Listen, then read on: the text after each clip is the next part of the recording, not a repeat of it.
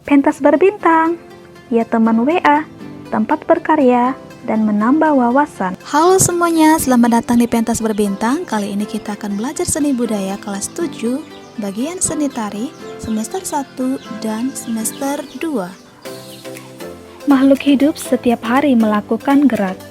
Gerak tersebut mengisi ruang dan waktu. Ketika makhluk hidup bergerak memerlukan tenaga, sehingga ruang, waktu, dan tenaga tidak dapat dipisahkan dari gerak. Begitu juga ketika manusia melakukan tarian. Gerak yang dilakukan pasti terdiri dari ketiga elemen tersebut. Seni tari adalah seni yang mengekspresikan nilai batin melalui gerak yang indah. Dan tari tradisional merupakan bentuk tarian yang sudah lama ada, diwariskan secara turun-temurun, dan biasanya mengandung nilai filosofi, simbolis, dan religius. Indonesia terdiri dari beberapa suku bangsa, membuat Indonesia kaya akan tarian. Tarian tersebut harus dilestarikan karena tarian adalah salah satu kebanggaan Indonesia. Adapun beberapa manfaat mempelajari seni tari sejak dini yaitu sebagai berikut. 1. Fisik dan koordinasi semakin baik. 2. Melatih disiplin. 3. Meningkatkan kreativitas. 4. Meningkatkan kepercayaan diri. 5. Belajar bekerja sama. 6. Melatih pemikiran secara sistematis. 7.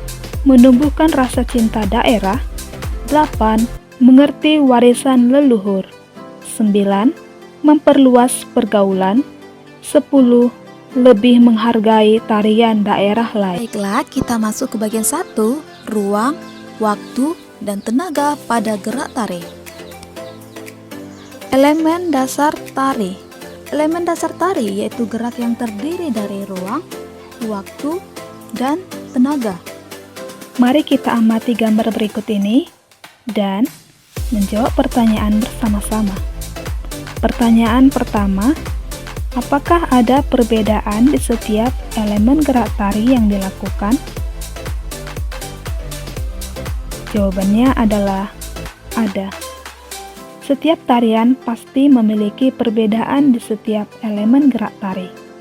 Pertanyaan kedua, apakah pose gerak yang dilakukan memiliki ruang? Jawabannya adalah ya. Setiap pose gerak pasti memiliki ruang karena ruang adalah salah satu elemen gerak. Pertanyaan ketiga, berapa lama waktu yang dibutuhkan untuk melakukan gerak? Jawabannya adalah lama yang dibutuhkan untuk melakukan gerak tergantung kecepatan yang dilakukan. Pertanyaan keempat, berapa besar tenaga yang digunakan untuk melakukan gerak? Jawabannya adalah besar tenaga yang digunakan tergantung pada gerakan tarian yang dilakukan. Contohnya, tenaga yang dipakai oleh seorang penari dengan gerak melompat pasti akan berbeda dengan tarian yang dilakukan dengan cara duduk sambil tangan digerakkan ke kanan dan digerakkan ke kiri. Baiklah, kita masuk ke bagian ruang. Ruang yaitu efek yang ditimbulkan akibat gerak yang dilakukan. Gerak dalam ruang dapat dilakukan sendiri, berpasangan, dan berkelompok. Jika gerakan dilakukan tanpa berdiri berarti melakukan gerak di ruang pribadi. Sedangkan jika bergerak berpindah tempat, maka itu berarti sedang melakukan gerak di ruang umum. Berikut ini adalah contohnya. Gambar tersebut menunjukkan gerak desain ruang melengkung yang memberikan kesan dinamis pada tari. Elemen gerak tari berikutnya yaitu waktu. Waktu adalah satuan irama dari gerak yang dilakukan. Dalam menari dibutuhkan tempo, yaitu memperhatikan cepat atau lambatnya dalam penggunaan waktu, sehingga tarian enak untuk dinikmati. Jika jarak yang ditempuh dekat, maka waktu yang dibutuhkan lebih sedikit dibandingkan dengan jarak jauh. Tetapi jika jarak jauh ingin sama cepatnya dengan jarak dekat, maka gerak yang dilakukan harus memiliki kecepatan 2 atau 3 kali lipat dari jarak dekat. Berikut adalah contohnya. Gambar tersebut menunjukkan penari dengan gerak melayang, memerlukan waktu saat tumpuan, dan melayang sampai turun ke lantai kembali. Elemen gerak tari yang terakhir adalah tenaga. Tenaga yaitu satuan kekuatan yang dikeluarkan dalam melakukan gerak. Penggunaan tenaga pada tari meliputi A. Intensitas berkaitan dengan kuantitas tenaga. B. Aksen atau tekanan muncul ketika gerakan dilakukan secara tiba-tiba. C. Kualitas berkaitan dengan cara penggunaan dan penyaluran tenaga tersebut. Jika gerak yang dilakukan memiliki intensitas tinggi, tentu saja memerlukan tenaga yang kuat. Sebaliknya, gerak dengan intensitas rendah memerlukan tenaga lemah atau sedikit. Berikut adalah contohnya. Gambar 5.6 menunjukkan gerak melompat ke atas punggung. Memerlukan tenaga lebih kuat untuk memberi kesan dan karakter. Gerak yang lebih dinamis, demikian juga yang menjadi pijakan kaki penari tersebut.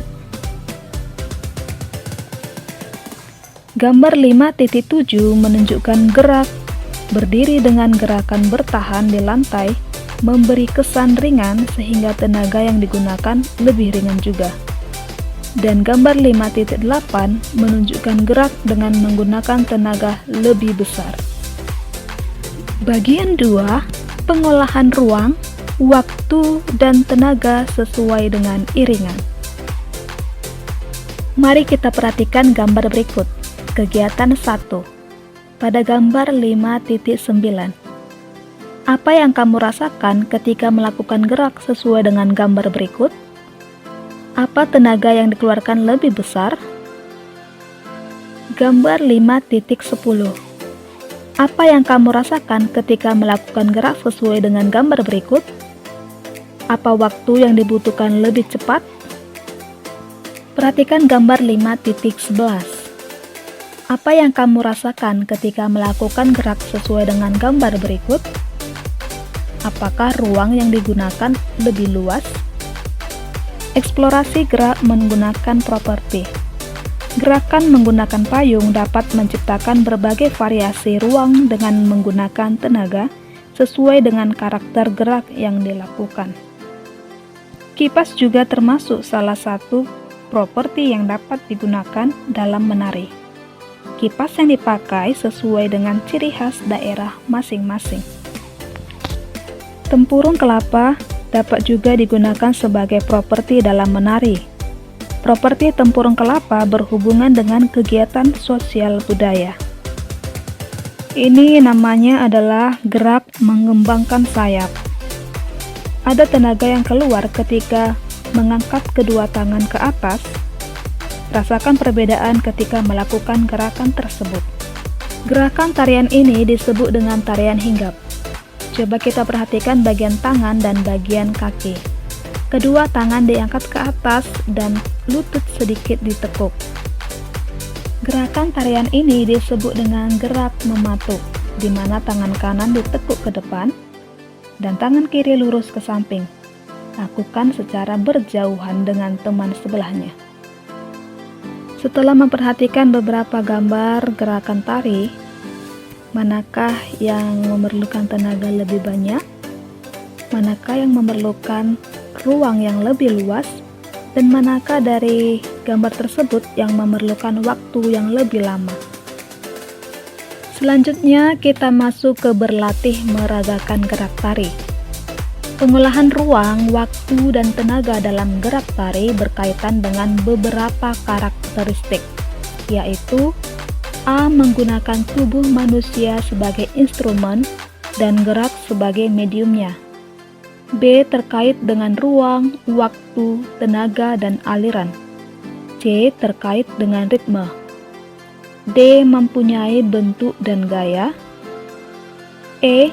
Alat komunikasi nonverbal. F. Mengungkapkan emosi atau perasaan dan pikiran manusia. G. Terkait dengan budaya. Kita menuju bagian 3, level dan pola lantai pada gerak tari. Level gerak tari. Level gerak tari yaitu tinggi rendahnya tari yang dilakukan. Di Indonesia ada tradisi yang dilakukan dengan level tinggi, yaitu melayang. Di daerah Nias dengan tradisi lompat batu. Tradisi ini sudah ada sejak dulu dan masih dipelihara hingga sekarang. Terdapat 3 jenis level gerak. Yang pertama, level gerak tinggi. Kedua, level gerak sedang. Ketiga, level gerak rendah. Level gerak tinggi. Level gerak tinggi yaitu dapat dilakukan dengan gerakan melayang. Berikut ini adalah contoh dari level gerak tinggi. Gambar tersebut menunjukkan gerakan melayang. Gerakan ini memberikan kesan desain atas tampak kuat dan dinamis. Selanjutnya ini termasuk juga dalam bentuk level gerak tinggi karena mereka melakukan gerak secara melayang. Selanjutnya level gerak sedang mempunyai ciri-ciri. 1. Posisi penari berdiri secara lurus di atas pentas. Yang kedua, posisi penari berdiri dengan menggunakan tongkat dan satu kaki diangkat. Yang ketiga, posisi penari bergerak dengan agak condong. Dan yang terakhir yaitu posisi dari si penari berdiri setengah badan. Berikut adalah beberapa contoh dari level gerak sedang. Ini adalah contoh dari level gerak sedang.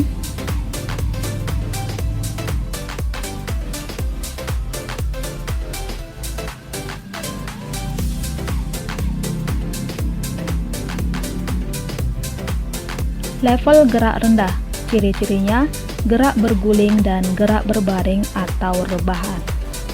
Contohnya, gambar 13.7 menunjukkan gerak level rendah dengan penari berguling di lantai. Dan gambar 13.8 menunjukkan gerak level rendah dengan penari berbaring di lantai. Terdapat 2 jenis pola lantai, yang pertama pola lantai garis lurus dan pola lantai garis lengkung. Pola lantai garis lurus atau horizontal menunjukkan hubungan antara manusia dengan manusia, dan garis lurus vertikal menunjukkan hubungan manusia dengan Sang Pencipta. Pola yang kedua yaitu pola lantai garis lengkung. Contohnya, tari kecak menggunakan pola lantai garis lengkung yang membentuk sebuah lingkaran. Berikut adalah contoh dari pola lantai. Yang pertama, formasi penari membentuk pola lantai diagonal. Selanjutnya, formasi penari membentuk pola lantai segi 5. Formasi penari membentuk pola lantai garis lurus ke depan. Selanjutnya, formasi penari membentuk pola lantai zigzag. Formasi penari membentuk pola lantai lingkaran. Dan yang terakhir, formasi penari membentuk pola lantai secara diagonal. Jadi ini adalah contoh-contoh dari bentuk pola lantai dalam menari. Pola lantai tari saman yang berasal dari Aceh berbentuk garis horizontal. Kemudian tari sekapur siri yang berasal dari Bengkulu, bentuk pola lantainya adalah garis lengkung ke depan. Selanjutnya, tari pendet yang berasal dari Bali, pola lantainya berbentuk garis lengkung ke depan. Dan yang terakhir, tari piring yang berasal dari Sumatera Barat, pola lantainya berbentuk garis lurus yaitu segi 4. Bagian 4 menampilkan level dan pola lantai pada gerak tari. Unsur gerak terdiri dari level dan pola lantai. Jadi sebelum kita menari, kita harus menguasai dulu apa itu level dan pola lantai. Memeragakan gerak tari berdasarkan level pola lantai dengan hitungan. Berikut adalah contohnya. Semua penari duduk berjajar. Kemudian hitungan 1 tangan memetik ke kanan. Hitungan 2 tangan memetik ke kiri. Hitungan 3 gerakan sama dengan hitungan 1. Hitungan 4 gerakan sama dengan hitungan 2. Lakukan gerakan 2 kali 8 hitungan. Itu adalah contoh gerakan tarian menurut hitungan. Memeragakan gerak tari dengan iringan. Kalau tadi kita sudah memeragakan gerak tari dengan hitungan, kalau ini memeragakan gerak tari dengan iringan. Jadi kita menari dapat dilakukan dengan iringan alat musik secara langsung ataupun dengan menggunakan musik dari video ataupun kaset. Meragakan gerak tari dengan tata pentas. Terdapat 2 hal yang sangat penting jikalau kita melakukan pementasan seni tari. Yang pertama adalah bentuk pentas, yang kedua adalah tata rias ataupun busana. Terdapat 2 bentuk pentas. Yang pertama, pentas di tempat umum disebut dengan proscenium, contohnya di gedung-gedung yang representatif. Yang kedua, pentas di tempat terbuka disebut kolosal, biasanya dilakukan oleh hampir ratusan penari. Contohnya adalah tarian yang dilakukan di Candi Borobudur dan Candi Prambanan. Ini adalah contoh dari panggung tertutup. Mari kita perhatikan beberapa contoh dari panggung tertutup.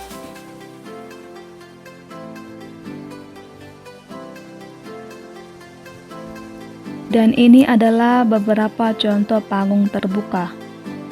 Jadi, tarian dapat kita nikmati atau kita tonton di ruangan terbuka. Oleh karena itulah ini disebut dengan panggung terbuka. Selanjutnya, tata rias dan busana.